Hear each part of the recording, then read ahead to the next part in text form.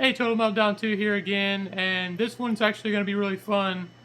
But sadly, we've reached the peak of AC/DC here with this album, so everything afterwards is kind of downhill.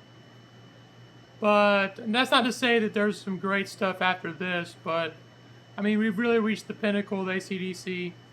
So the album I'm talking about is, hold on a second, Back in Black. And I mean, it's hard to find words to describe how awesome this album is. It's my favorite AC/DC album. Um, it's a favorite among many other AC/DC fans for a reason.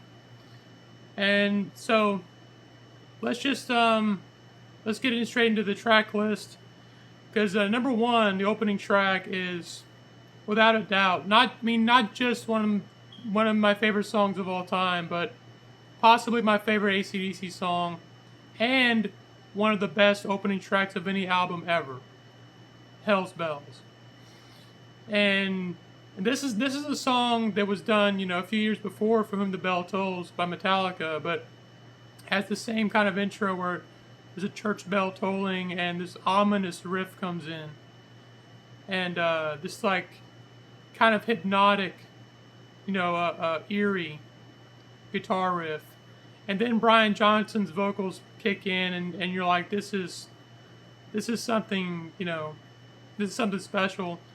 And Brian Johnson, I know he catches a lot of flack sometimes from some AC/DC fans. I mean, with this song alone, he knocks it out of the park.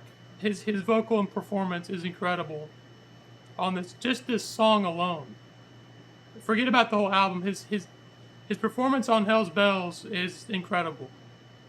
And yeah, I would say, although I love Bon Scott, I love him, but Brian Johnson is just, my favorite singer of AC/DC. And this song is a prime example of why he is. And then you get into the guitar solo, another iconic Angus Young guitar solo that I'm pretty sure he probably, improvised on the spot, but came up with another, banger guitar solo.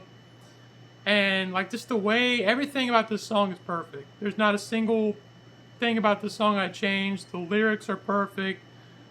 The drums, the guitar, the lead guitar, Brian Johnson's soaring vocals, that are just like insane. Brian Johnson's got to be one of the best rock vocalists ever.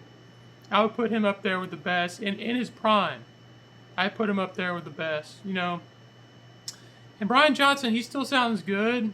But those first few albums with him when he's in his prime, like, he was untouchable.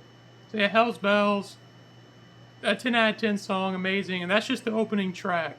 It's a masterpiece. My favorite song from the album, one of my favorite songs ever. So I know it take a long time to just for that one song, but I kind of want to take a minute to gush about it, how much I love Hell's Bells.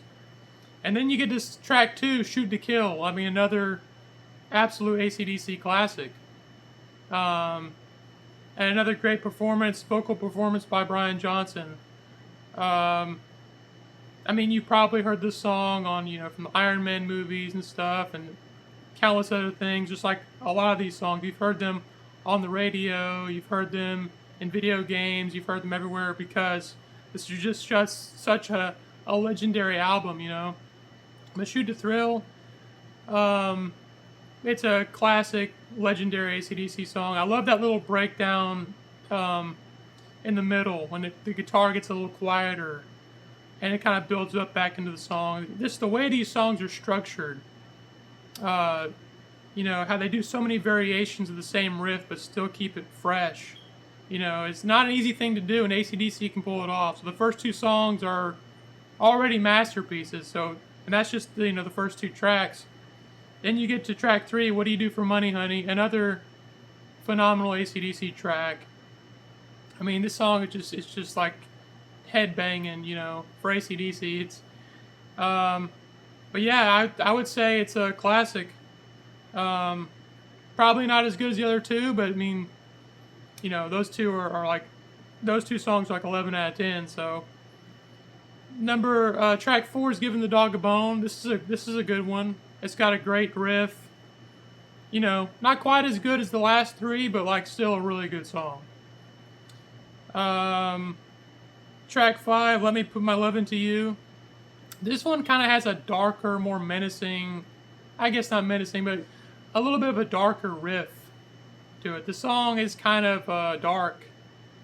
And yeah, I would say it's another good one off this album. Then you get track 6, Back in Black. I mean, I think everyone knows that. Knows a lot of these songs because there's so many classics on this album. It's insane. But Back in Black, you've probably heard it on so many movie trailers, so many video games. Lilo and Stitch, the Death Wish remake with Bruce Willis, the trailer for that, and so many other things because it's such a legendary song. Then number 7, track 7, You Shook Me All Night Long. Another absolute classic. I mean, they just keep like back to back absolute classics. And yeah, Angus's solo is just amazing, and You Shook Me All Night Long. It's probably one of his best, most iconic solos. Track 8, Have a Drink on Me. Another, absolute classic. Up there with Hell's Bells, with Shoot to Thrill, What Do You Do for Money, Back in Black. Like, it's, I mean, there's not much I can really say about it. It's another banger AC/DC song. Track 9, it's okay. This is the first song, we've had a string of amazing songs. Now we've kind of hit the first, like, okayish song. And I think it's the only song on the album that isn't that great. It's got one really interesting riff in the song that does keep it from being totally mediocre. But, I can accept it for what it is. But if you probably took For Those About to Rock from the next album and put it there, this album would be like an 11 out of 10. An 11 out of 10. Then the final track, Rock and Rolling Noise Pollution, which I've heard some people don't really like this track. I love it. And I think this is a great closer, Starts off kind of quieter and then gets heavier. Great lyrics, Yeah, I mean, so we're at the end of the album, and I'm kind of speechless because this album is so, it's near perfect. It's one of the best rock albums of all time. It's got some of the most iconic songs from any rock band ever. There's absolutely a reason why this is ranked among the best, why it sold so many copies. I mean, Highway to Hell was a great album, but this was like beyond anybody ever expected. Nobody expected like this album to be as good as it is. And Brian Johnson was just the absolute perfect replacement for Bon Scott. But yeah, I mean, this album, you're not going to get, much complaints from me about it. Lyrically, musically, everything is near perfect, except for Shake a Leg. It's okay.